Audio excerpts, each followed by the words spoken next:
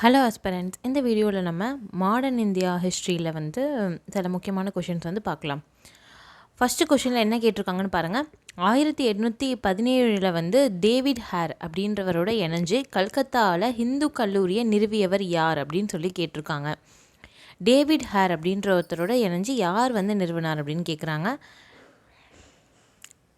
David hair அப்படின்றவரோட இணைஞ்சு கல்கத்தாவில் Hindu college நிறுவனவர் யார் அப்படின்னு பார்த்தீங்கன்னா ராஜாராம் மோகன் ராய்.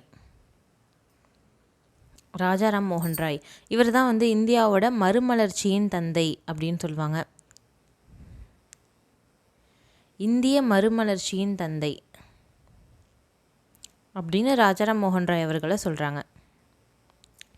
ஏன் அப்படின்னு பார்த்தீங்கன்னா இவர் சமூக சேவை வந்து நிறையா செஞ்சுருக்காரு, சோஷியல் சர்வீஸ். எக்ஸாம்பிள் பார்த்தீங்கன்னா சதியை வந்து ஒழிச்சது இவர் தான். யார் அப்படின்னா ஆளுநர்,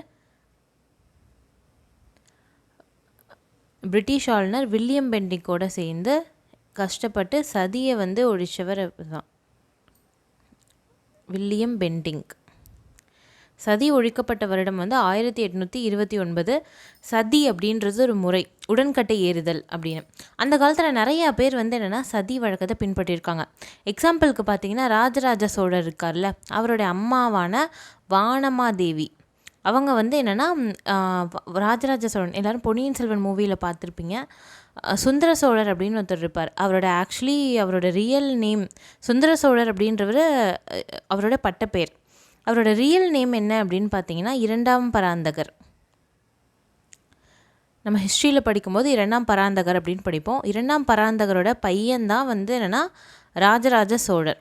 அந்த இரண்டாம் பராந்தகரோட ஒய்ஃப் வானமாதேவி, அவர் இறந்தோடனே அவங்க வந்து என்னென்னா சதி வந்து பின்பற்றி உடன்கட்டை ஏறி இருப்பாங்க. இந்த மாதிரி நிறையா ப்ராப்ளம்ஸ் வந்து என்னென்னா சதின்ற வழக்கத்தை வந்து நிறையா பெண்கள் வந்து பின்பற்றியிருக்காங்க. இதுவே வந்து கூட்டமாக இப்போ வந்து நிறையா பெண்கள் சேர்ந்து வந்து என்னென்னா இந்த உடன்கட்டை ஏறுற வழக்கத்தை பின்பற்றினாங்கன்னா அதை ஜௌஹர் அப்படின்னு சொல்லுவாங்க. இது வந்து நம்ம மூவிஸ்லேயே வந்து நிறைய நம்ம பார்க்கலாம்.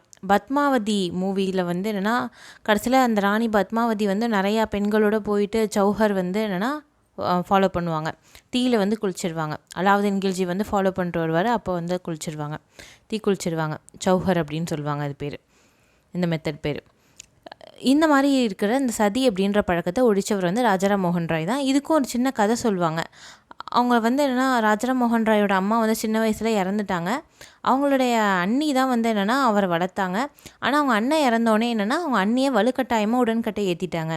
இதை பார்த்துட்டு தான் வந்து அவர் அஃபெக்ட் ஆகி என்னென்னா உடன்கட்டை ஏறுற வழக்கத்தை வந்து என்னென்னா ஒழிக்கணும் அப்படின்னு பாடுபட்டார் அப்படின்னு சொல்லுவாங்க. சரி, இந்த இந்து கல்லூரியை ராஜாராம் மோகன் ராய் தான் வந்து என்னென்னா டேவிட் ஹேரோட சேர்ந்து ஸ்டார்ட் பண்ணார். ஓகேவா, நெக்ஸ்ட் கொஷின் பார்க்கலாம். அடுத்த கொஷின் பாருங்கள். சர்தார் பகத்சிங், சிவராம் ராஜகுரு, சுகதேவ் 3 பேரும் வந்து எப்போ தூக்கில் இடப்பட்டாங்க அப்படின்னு சொல்லி கேட்குறாங்க. முதல்ல பகத்சிங்கை பற்றி நம்ம பார்ப்போம். பகத்சிங் அப்படின்றவர் பஞ்சாப் மாகாணத்தில் பிறந்தவர். இவருடைய அங்கிள் ஒருத்தர் இருப்பார், அவர் பேர் என்னென்னா அஜித் சிங். அவரும் ஒரு சுதந்திர போராட்ட வீரர் தான்.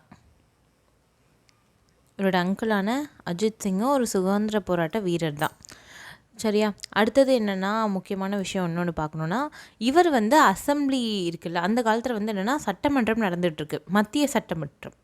அந்த சட்டமன்றத்தில் போய் குண்டு வீசியிருக்கார்.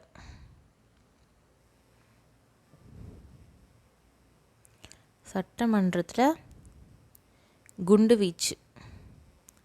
குண்டு வீசினார். இல்லை யாராவது இறக்கிறதுக்காக பண்ணாரா, யாராவது கொல்ல பண்ணாரா அப்படின்னா கிடையாது. அங்கே வந்து என்னென்னா ஆக்சுவலி கொல்றது அவரோட இன்டென்ஷன் கிடையாது. அப்புறம் ஏன் வந்து இவர் போய் குண்டு போடணும் அப்படின்னு பார்த்தீங்கன்னா, அப்போ வந்து சட்டமன்றத்தில் ஒரு முக்கியமான மசோதா வந்து அன்றைக்கி தான் வந்து பாஸ் பண்ணலாம், அதை வந்து என்னென்னா அமல்படுத்தலாம். அது வந்து சட்டமன்றத்தில் வந்து என்னென்னா ஒரு மசோதா ஏற்றுக்கிட்டால் என்ன பண்ணுவாங்க, அது வந்து சட்டமாயிடும்ல. ஸோ என்னென்னா அப்போ வந்து ஒரு மசோதா வருது, அது பேர் பப்ளிக் சேஃப்டி பில் அப்படின்னு சொல்லுவாங்க, பொது பாதுகாப்பு சட்டம். இந்த பொது பாதுகாப்பு சட்டத்தில் மக்களுக்கு எதிராக வந்து என்னென்னா நிறைய விஷயம் சொல்லியிருப்பாங்க. இதை வந்து என்னென்னா சட்டமாகறதுல வந்து என்னென்னா இவங்களுக்கு விருப்பம் இல்லை, பகத்சிங்க்கும் அவருடைய ஃப்ரெண்ட்ஸுக்கும். ஸோ என்ன பண்ணுறாங்க அப்படின்னா போயிட்டு சட்டமன்றத்தில் குண்டு போட்டுடுறாங்க. அதனால் வந்து என்னென்னா கைதும் பண்ணிடுறாங்க. பிரிட்டிஷ் வந்து என்னென்னா கைது பண்ணி அவங்கள ஜெயிலில் போட்டிருப்பாங்க. பட் ஆனால் இவர் எதுக்காக தூக்கில் இடப்பட்டார் அப்படின்னு பார்த்தீங்கன்னா இந்த விஷயத்துக்காக இல்லை. சட்டமன்றத்தில் குண்டு போட்டாங்க, யாருமே இறக்க கூட இல்லை, இதுக்காகலாம் தூக்கில் போட முடியாதுல்ல. ஸோ இவர் வேற ஒரு விஷயத்துக்காக தூக்கில் போடப்பட்டார். அது என்ன கேஸ் அப்படின்னா லாகூர் கொலை வழக்கு. இவர் யாரை கொலை பண்ணார் அப்படின்னு பார்த்தீங்கன்னா டிஎஸ்பி சாண்டர்ஸ் அப்படின்ற ஒருத்தர் வந்து கொலை பண்ணிட்டார். British DSP Sanders. ஏன் டிஎஸ்பி சாண்டர்ஸை இவர் கொலை பண்ணணும் அப்படின்னு பார்த்தீங்கன்னா இவர் வந்து இந்த டிஎஸ்பி சாண்டர்ஸ் வந்து லாலா லஜ்பதி ராய் இருக்கார்ல, லாலா லஜ்பதி ராய் ஒரு முக்கியமான தீவிரவாத போராட்ட தலைவர். லாலா லஜ்பதி ராய் ஒரு முக்கியமான தீவிரவாத தலைவர். இவர் சாவறதுக்கு முக்கியமான காரணம் யாருன்னா டிஎஸ்பி சாண்டர்ஸ் அப்படின்றவர் தான்.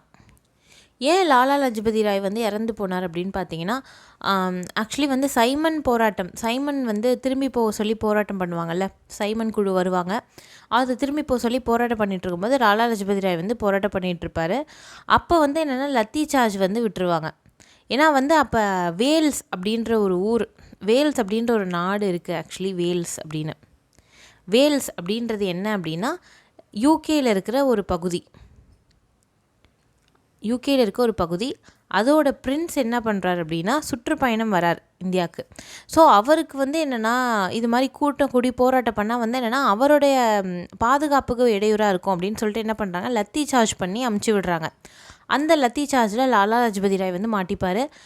பயங்கரமாக லத்தி சார்ஜ் பண்ணதால் கொஞ்ச நாள்லேயே வந்து என்னென்னா உள்காயம் பட்டு வந்து என்னென்னா இறந்துடுவார். அதுக்கு வந்து முக்கியமான காரணம் டிஎஸ்பி சாண்டர்ஸ். ஸோ பகத்சிங்க்கு என்னென்னா இது ரொம்ப நாளாகவே அவர் மனசில் இருக்கும். அதனால் வந்து அவர் வந்து கொலை பண்ணிடுறாங்க.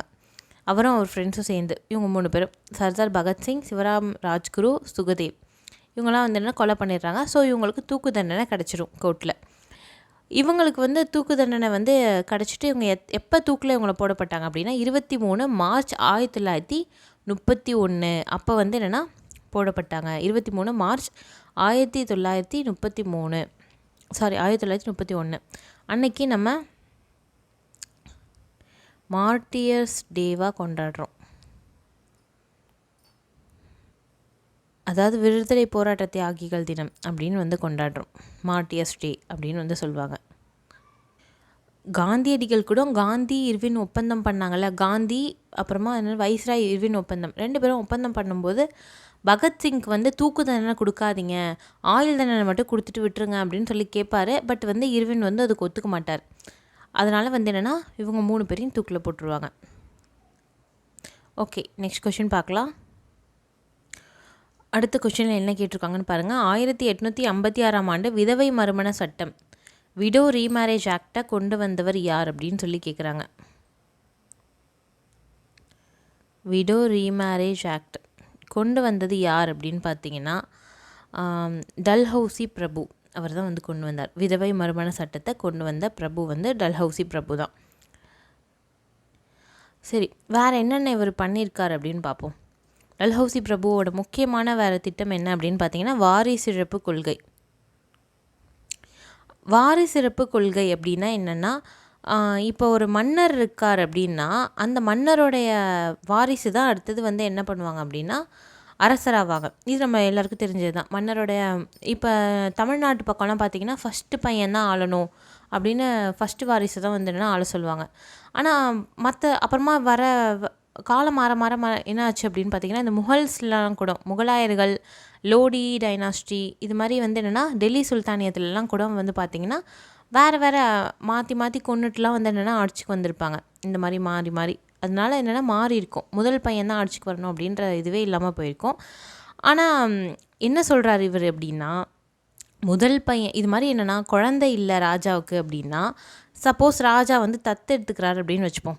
அந்த தத்தெடுத்த குழந்தை வந்து எதுக்கு உரிமையுடையது அப்படின்னா ராஜாவோட ப்ரைவேட் சொத்து இருக்குல்ல, ராஜா இப்போ வச்சுருந்தார் அப்படின்னா ஏதோ ஒரு இடம் வச்சுருக்காரு, ராஜாவுக்கு சொந்தமான நகைகள் இருக்கும், இந்த மாதிரிலாம் இருக்கிற ப்ரைவேட்டான சொத்து, ப்ரைவேட் ப்ராப்பர்ட்டி மட்டும்தான் வந்து என்னென்னா அவருக்கு சொந்தம்.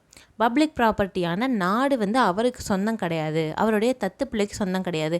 அது யாருக்கு சொந்தம் அப்படின்னா பிரிட்டிஷ் சாம்ராஜ்யத்துக்கு சொந்தம் அப்படின்னு வந்து சொல்கிறார். அதான் வாரிசுறப்பு கொள்கை. அடாப்டட் சன் என்னென்னா வச்சுக்கலாம், ஆனால் வந்து என்னென்னா உங்களுக்கு வந்து என்னென்னா இது கிடையாது, காசு கிடையாது, நாடு கிடையாது, நாடு கிடையாது அப்படின்னு சொல்லிட்டுருவாங்க. பென்ஷன் கொடுத்துட்டு இருந்தாங்க அப்படின்னு வச்சுக்கோங்களேன். இப்போ ஒரு ராஜா வந்து என்னென்னா சிலப்போ துணைப்படை திட்டம்லாம் இருந்தது அப்படின்னா அவங்கள சும்மா இருக்க சொல்லிட்டு என்ன பண்ணுவாங்க, இவங்க பென்ஷன் கொடுப்பாங்க. இவங்களே வந்து என்னென்னா அந்த ராஜாவோட ஏரியாலாம் டேக்ஸ் கலெக்ட் பண்ணிப்பாங்க. அந்த தத்து பிள்ளையாக இருந்தால் பென்ஷனும் கிடையாது, அதான் நாடே இவருக்கு சொந்தம் கிடையாதுன்னு சொல்லிட்டாங்களே, அப்புறம் எதுக்கு பென்ஷன் தந்துக்கிட்டு, பென்ஷனும் கிடையாது. இந்த மாதிரி வந்து திட்டம் கொண்டு வந்தார். அது ஆக்சுவலி வந்து பெருங்கலகம் நடக்கிறதுக்கு ஒரு பெரிய காரணம் என்ன அப்படின்னு பார்த்தீங்கன்னா இந்த திட்டம் வாரிசுறப்பு கொள்கை வந்து ஒரு முக்கியமான ஒரு திட்டம். வாரிசுறப்பு கொள்கை மூலயமா முதல்ல அனெக்ஸ் பண்ண ஏரியா என்னன்னு பார்த்தீங்கன்னா சத்தாரா. சத்தாரா யார் ஆட்சி பண்ண ரீஜன் அப்படின்னா மராத்தியர்கள் அவங்க ஆட்சி பண்ண இடம். 1848 சத்தாராவை அனெக்ஸ் பண்ணாங்க. அதுக்கப்புறமா ஜான்சி, இந்த மாதிரி நிறைய ஊர் இருக்குது, ஜான்சி, நாக்பூர்,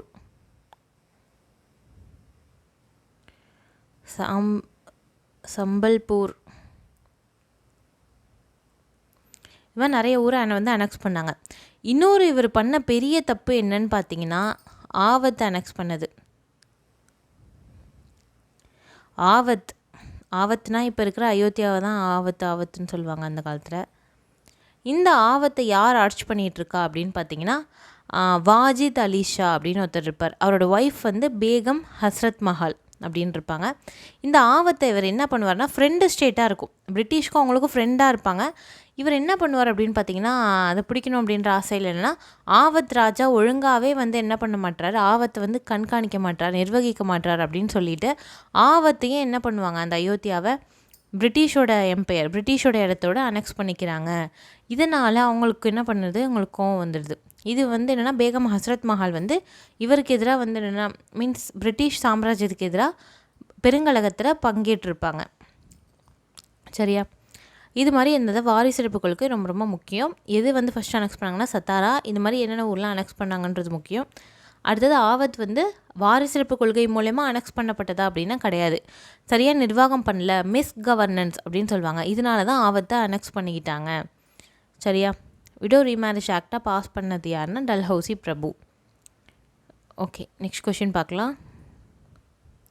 அடுத்த கொஷினில் என்ன கேட்டிருக்காங்கன்னு பாருங்கள். சமூக சீர்திருத்த இயக்கங்கள் அப்படின்ற டாப்பிக்கில் அது வரும். சத்திய ஞான சபை இதை தொடங்கினது யார் அப்படின்னு சொல்லி கேட்குறாங்க. சத்திய ஞான சபை யாரால் தொடங்கப்பட்டது அப்படின்னா ராமலிங்க அடிகளால் தொடங்கப்பட்டது. இங்கே இந்த சத்தியஞான சபை எங்கே இருக்குன்னா கடலூர் மாவட்டத்தில் இருக்க வடலூர் அப்படின்ற ஒரு ஏரியாவில் இருக்குது. ராமலிங்க அடிகள் ஆரம்பித்தது சத்தியஞான சபை. அடுத்தது வந்து ஒரு சத்திய தர்மசாலைன்னு ஒன்று ஆரம்பிச்சிருக்கார். சத்திய தர்மசாலை இங்கே வந்து 24 ஹவர்ஸ் சாப்பாடு அப்படின்னு சொல்லுவாங்க. இந்த மாதிரி சத்திய தர்மசாலை இங்கே இருக்கிற நெருப்பு வந்து என்னென்னா அணையாமல் எரிஞ்சிட்ருக்கும் அப்படின்னு சொல்லுவாங்க சத்திய தர்மசாலை. அடுத்தது பார்த்திங்கன்னா சமரச சுத்த சன்மார்க்க சங்கம்.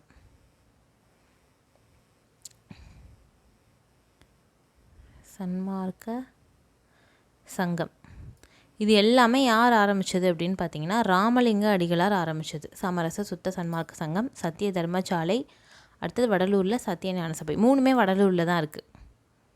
ஓகே, நெக்ஸ்ட் கொஷின் என்னென்னா ஐயாவழி அப்படின்ற சமூகத்தை யார் வந்து ஆரம்பித்து வச்சது அப்படின்னா வைகுந்த சுவாமிகள் ஆரம்பித்து வச்சார். சரியா, வைகுந்த சுவாமிகள் ஆரம்பித்து வச்சது தான் ஐயாவழி. இது வந்து எந்த பகுதி அப்படின்னு பார்த்தீங்கன்னா கன்னியாகுமரி பக்கம் தான் இந்த ஐயாவழி அப்படின்றத ஆரம்பித்தாங்க. அங்கே ஆட்டோஸ்லாம் கூட ஐயாவழி அப்படின்னு வந்து என்னென்னா எழுதியிருப்பாங்க அப்படின்னு சொல்லுவாங்க. இந்த வைகுந்த சுவாமிகளுடைய உண்மையான பேர் என்ன அப்படின்னு பார்த்தீங்கன்னா இவரோட உண்மையான பேர் என்ன அப்படின்னு பார்த்தீங்கன்னா முடிசூடும் பெருமாள் முத்துக்குட்டி அப்படின்னு அவரை கூப்பிடுவாங்க. இவரோட வேறு என்ன அவர் பண்ணார் அப்படின்னு பார்த்தீங்கன்னா நிழல் தங்கல் அப்படின்ற ஒரு இடம் வந்து ஃபார்ம் பண்ணார்.